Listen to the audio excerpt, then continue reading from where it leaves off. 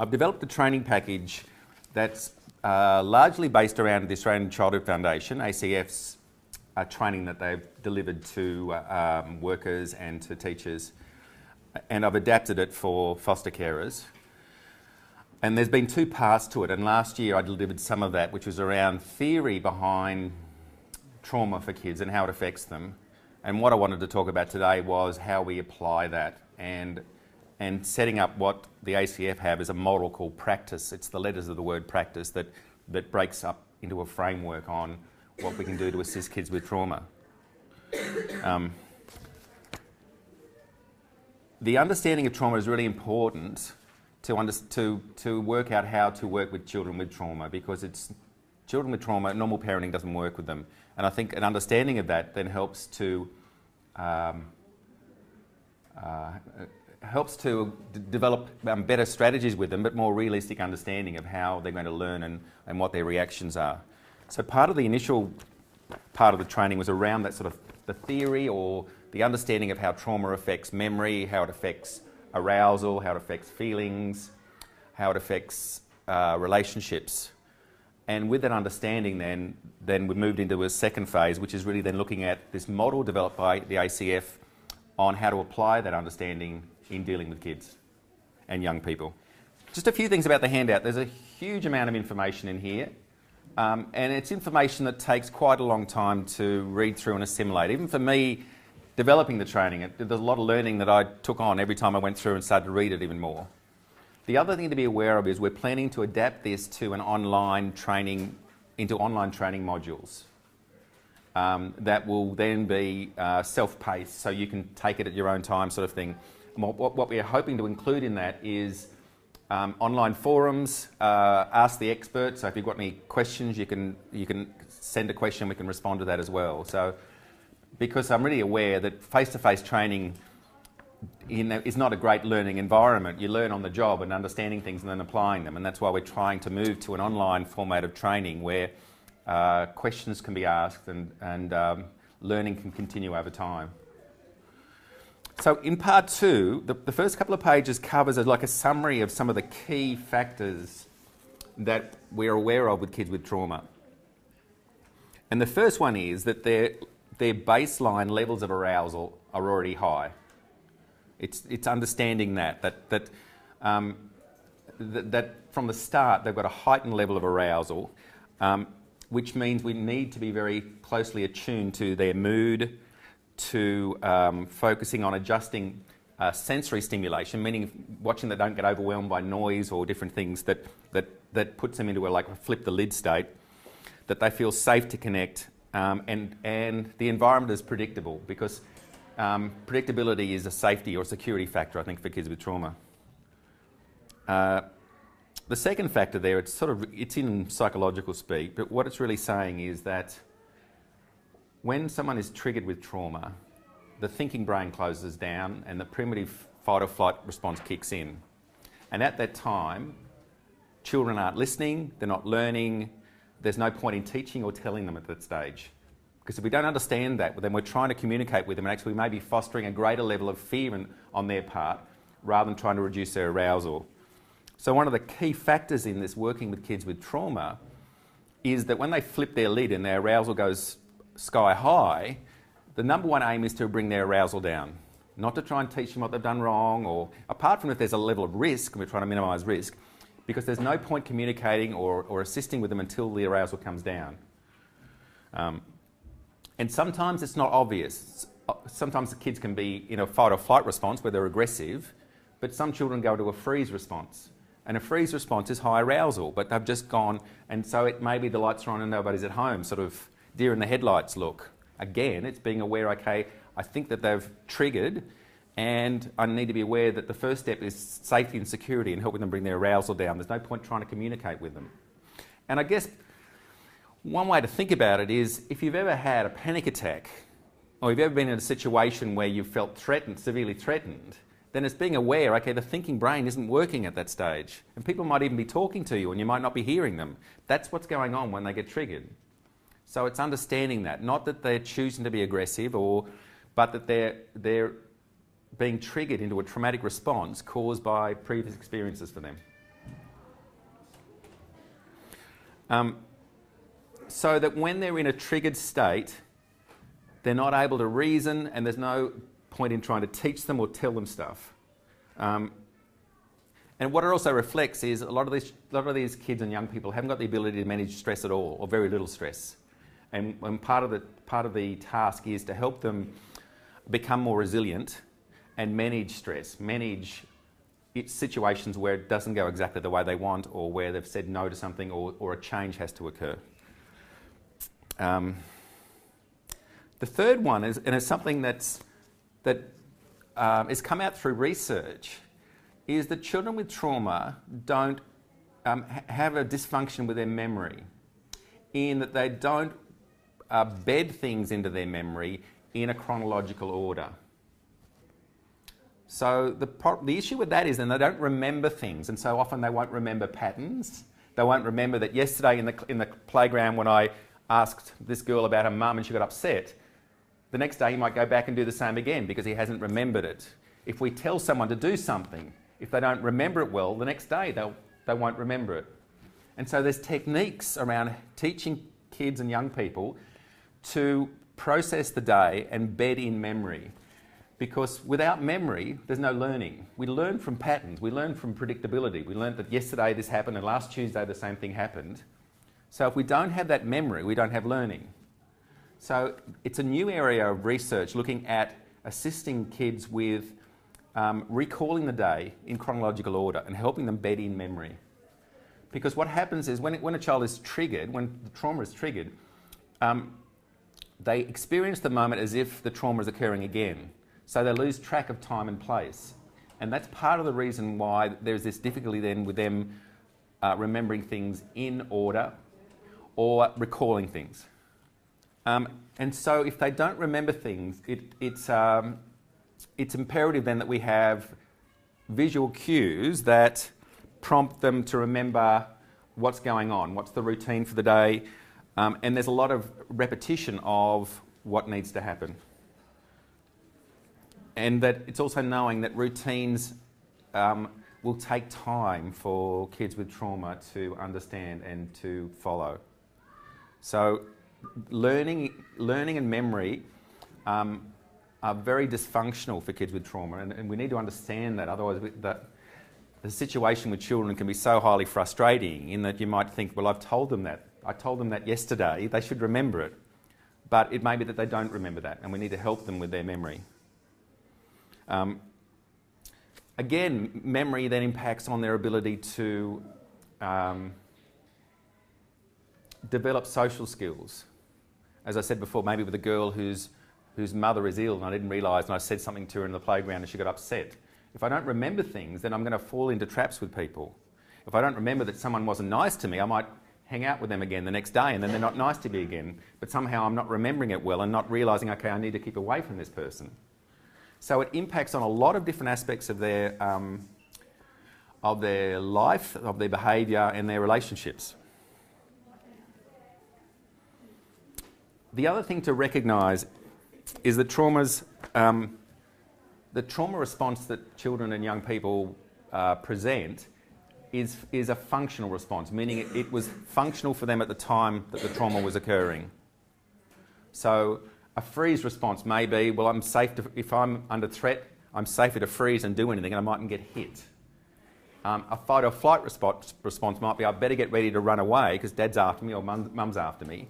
So it's also understanding that often the behaviour was at one stage functional or adaptive. It helped them. But unfortunately it's no longer functional, but they're not able to switch it off. And things trigger. Things will trigger their fight or flight response or this trauma that they experience. And one of the frequent triggering that I often talk to carers about is visits with biological family. It's a difficult one because often if a caseworker was observing, it was a supervised visit and they're observing, the caseworker might say, well, nothing untoward went on, nothing untoward was said. And I might say, that's very true, but it's highly likely that if the child who experienced trauma and neglect in the house, in the family home, is having a visit in the family home, that there's some sort of triggering going on. It's a difficult one because sometimes the department will not take note of that. They perhaps perceive the carer as being too personally involved and perhaps trying to restrict the child's visit with the biological parents. But it is a significant issue and it happens quite frequently, and it's an issue that needs to be addressed for the child's welfare. Otherwise, a common experience is a child coming back and then going into either an aggressive state or a closed down state. And as I said before, it doesn't mean that something big has happened. It may be just the environment that's triggering, but certainly tone of voice can be triggering, a whole lot of things can be triggering. Too much stimulation might be triggering as well. So if the access visit is mum and dad and 3 or 4 other kids, there may be an aspect of that that's stressful and triggering for the child. The difficulty often is to be able to communicate with child safety around that issue and for them to recognise this is going on and we need to monitor or assist in trying to minimise the triggering occurring. And as much as I'm talking today about training up carers and kinship carers in trauma, departmental workers need to have training in trauma, but also biological parents, because if they're not trained in the trauma, then they're not aware of what's going on either. But there's that lack of training that means that there's a simplistic approach to family visits and reunification, and then there's a lack of detailed observation of the children after visits and an assessment of how that's impacting on them.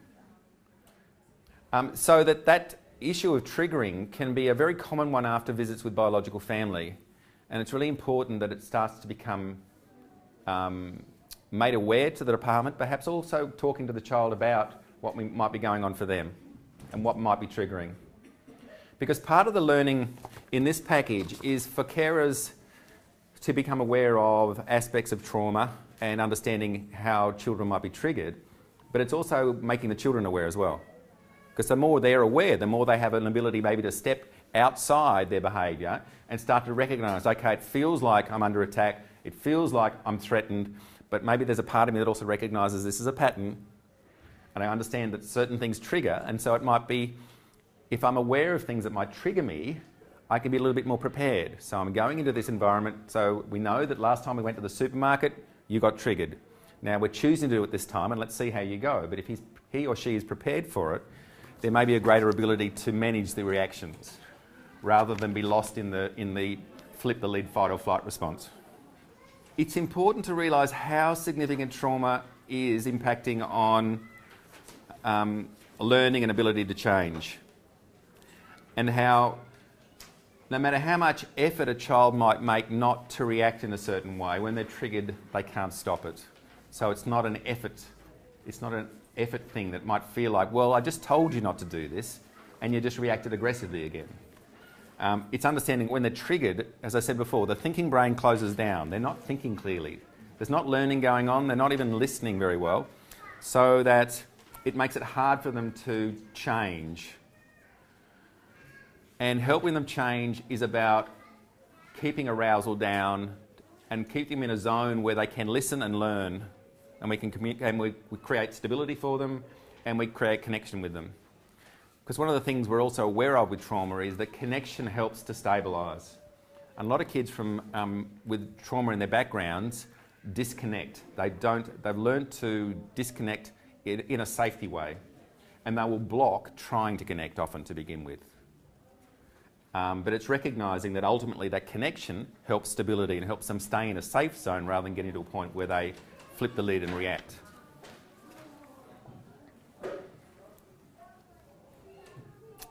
Another factor to be aware of is that trauma also impacts on children and young people's self-identity. I explored it a little bit in this first part of the training package, but what we find is they have very negative concepts of their self and very negative concepts of themselves in relationship to adults. And trying to connect with a child is very difficult because they've stopped connecting with adults they know, let alone adults they don't know. And I think it's understanding how, not that the department would be willing to accept this, but if a child is removed from a family it's traumatic. It's not just living with grandma for a couple of days or something like that. And so there's a lot of stress and trauma that's going on for children naturally, irrespective of the history they may have had in regards to neglect or abuse or other trauma. But there's often this sense of a negative self-sense. And what we know is the more positive a child's self-identity is, the more resilient they are, the more able they are to manage stresses rather than react to them. And early in the year we had Gregory Nicolau doing some training here, and one of the things he talked about was, he called it credits in the jar, or I call it pennies in the jar.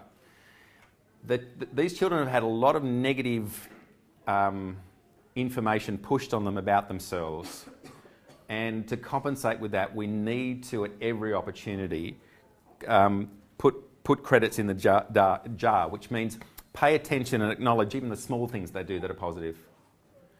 And Gregory Nicolau talked about 25 to 50 a day. So it's looking for every opportunity. Even opportunity when they're not around. So the example he might give is, look, the child's come home and you might say to them, I was thinking about you today. I was remembering what we did last night and how great you were with that. And what that does is the child realises I'm even valued when I'm not at home, let alone when I am at home. And it's all assisting the child to feel better about themselves, but it also creates a buffer. The more positive they feel about themselves, the more resilient they are, the more they're able to manage stress or a negative statement or a change in circumstance when it happens. So it's recognising that the pennies in the jar is a really important factor in dealing with children with trauma, and seeking every opportunity to acknowledge positive aspects of their day. And what you'll find is with a more positive self-image, they're more robust, meaning they can handle changes, they can cope with a no, they can cope with things not going the way they want better than they would have done initially with a very negative sense of self.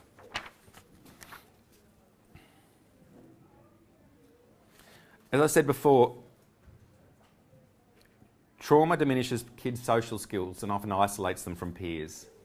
As I said before, one of the factors with that is this lack of memory, so that they don't learn. They don't learn. Learning is repetition. Learning is I do something one day and then I learn something, do something the next, and I adjust and learn over time. If their memory and learning is impaired, then they're not making those learnings, particularly in a social arena. The other aspect often is that they've been in an environment where there's been poor role models and poor social learning. So many of these kids are very unskilled at engaging with friends, engaging with peers, recognising who is a good friend, who isn't, and developing friendships. And one of our roles is to help them skill up in that area. Part of the skill up, as I said before, is improving memory. So we'll go into the aspect of it, but a useful technique with memory is for them to recall the day in order. So you talk to them about the day from beginning to end. And by them talking about it, they're bedding it into memory. And if it's bedded into memory, it's stuff that they can then recall later on. It's also useful to explore feelings as you go through that process, and any learnings that might occur. So it might be that his best mate Phil took his bag at school and teased him about it. So we can talk about that. We can talk about how he felt, but it might also be telling him, so what's that say about Phil then? Is Phil a good friend of yours? Do you think you should hang around with Phil? It's trying to help them to learn, and to learn socially particularly. Because what I've found is a lot of kids with trauma gravitate to other kids that are troubled, and then you develop a rebellious nature, an anti-authority nature that makes it so much more difficult for kids to learn. The other thing to recognise is for kids with trauma, a classroom environment can be very difficult. Now we have an education system which is sort of a one-size-fits-all. Everyone has to sit in a classroom with 25 to 30 people and listen to a teacher. Now kids with trauma may have that difficulty, but they may also be overstimulated, or they may be sensitive to noise or people talking. They may have difficulty concentrating at the front of the class, and so it's important to engage with teachers, for teachers to be aware of if your child has trauma or has triggering, for the teacher to be aware of that and to assist. And the other thing I think is imperative is for teachers to do trauma training. Now, quite a few schools do trauma training, but a lot of schools are yet to do that. And you'll know the schools that have, because they have sort of techniques with kids that are overstimulated, where they may allow them to move to a less stimulating environment briefly, but then come back into the classroom.